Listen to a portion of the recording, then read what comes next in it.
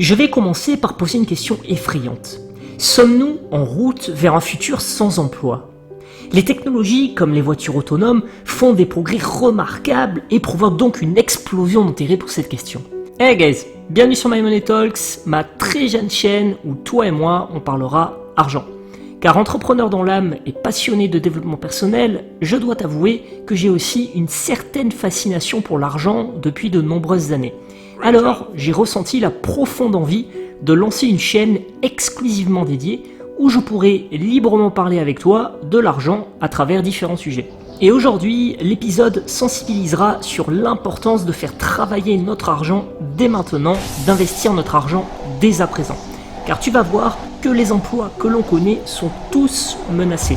Pour cela, j'aimerais partager avec toi les pensées du speaker Martin Ford qui va te parler de l'impact de la robotique et de l'intelligence artificielle sur notre marché de l'emploi, notre économie et notre société. Et de mon côté, je te retrouve à la fin pour parler du rôle que notre argent peut jouer. Je vais commencer par poser une question effrayante.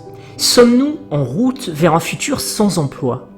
Les technologies, comme les voitures autonomes, font des progrès remarquables et provoquent donc une explosion d'intérêt pour cette question.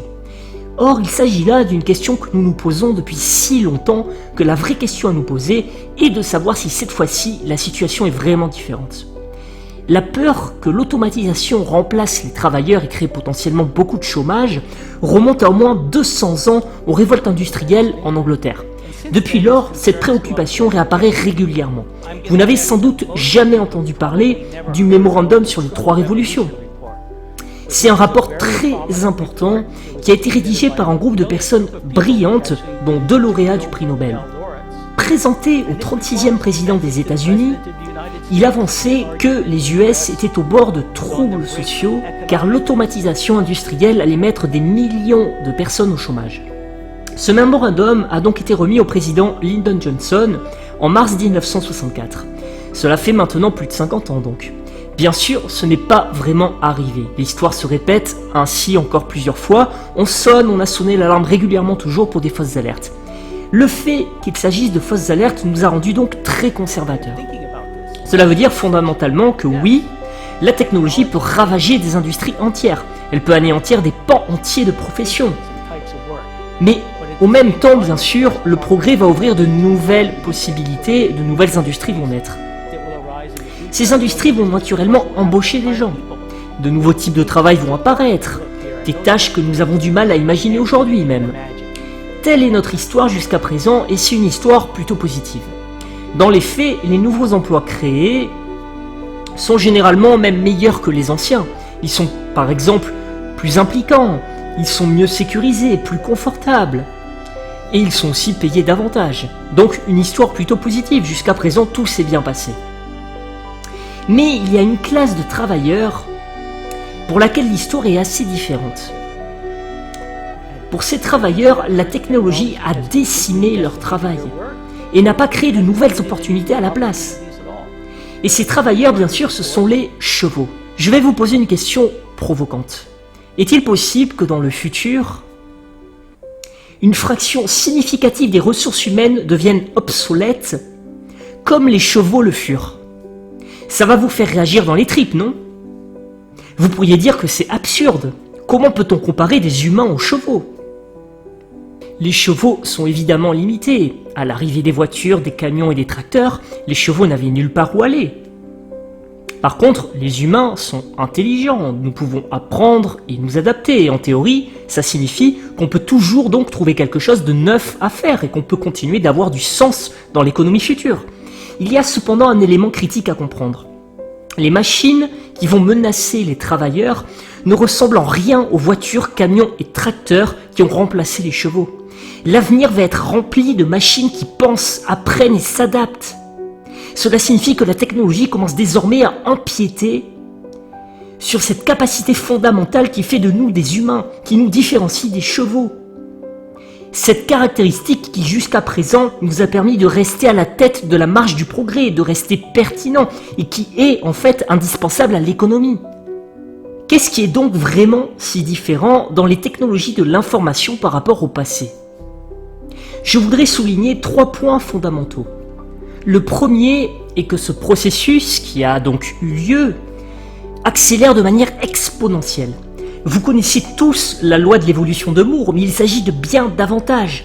Ça touche de nombreux niveaux, par exemple les logiciels, les communications, les bandes passantes et ainsi de suite.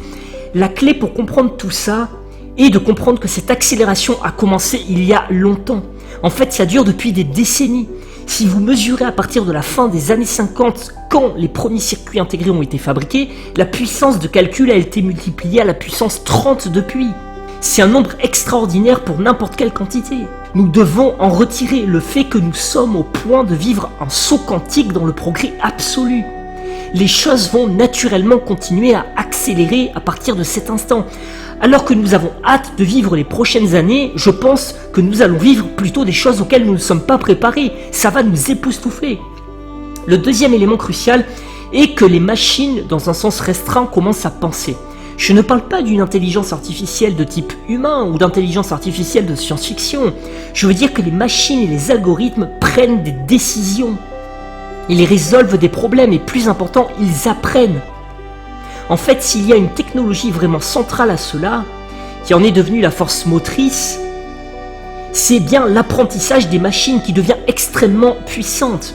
C'est une technologie de rupture et évolutive. Un des meilleurs exemples que j'ai vu récemment est ce que le DeepMind de Google a été en mesure de faire avec son système AlphaGo. C'est un système qui a vaincu le meilleur joueur du monde à l'ancien jeu de Go. Quand vous discutez avec des champions de Go, ils vous disent qu'ils ne peuvent pas articuler clairement ce à quoi ils pensent en jouant. C'est souvent quelque chose de très intuitif, une impression furtive du mouvement qu'ils doivent faire. Et compte tenu de ça, je dirais que jouer du Go à un niveau mondial doit être alors hors de portée de l'automatisation. Et le fait est que ce n'est pas le cas, ça devrait nous alerter donc.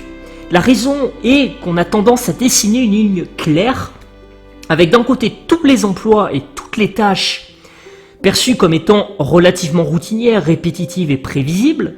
Ces emplois se trouvent dans divers secteurs industriels, ça peut être des professions et des niveaux de compétences différents. Mais de par leur nature prévisible, on sait qu'à un moment donné, ils deviendront sensibles face à l'apprentissage automatique et donc à l'automatisation. Ne nous y trompons pas, c'est beaucoup d'emplois, sans doute à peu près la moitié des emplois dans l'économie. Mais de l'autre côté de cette ligne de démarcation, nous avons mis tous les emplois qui nécessitent, selon nous, une capacité perçue comme exclusivement humaine. Nous pensons que ces emplois seront donc préservés. Et sur base de ce que je sais à propos du Go, je pensais aussi qu'il était de ce côté de la ligne. Mais le fait est que ce n'est pas le cas, que Google a résolu ce problème. Ça suggère que cette ligne va être très dynamique, elle va bouger et engloutir de plus en plus d'emplois et tâches perçus actuellement comme étant préservés de l'automatisation. L'autre idée clé à comprendre est que cela n'affecte pas seulement les emplois peu rémunérés ou manuels, ou des emplois effectués par des personnes avec relativement peu d'éducation. De nombreuses preuves appuient le fait que ces technologies escaladent l'échelle des compétences. L'impact est déjà visible sur les emplois de spécialistes, des tâches effectuées par les comptables par exemple.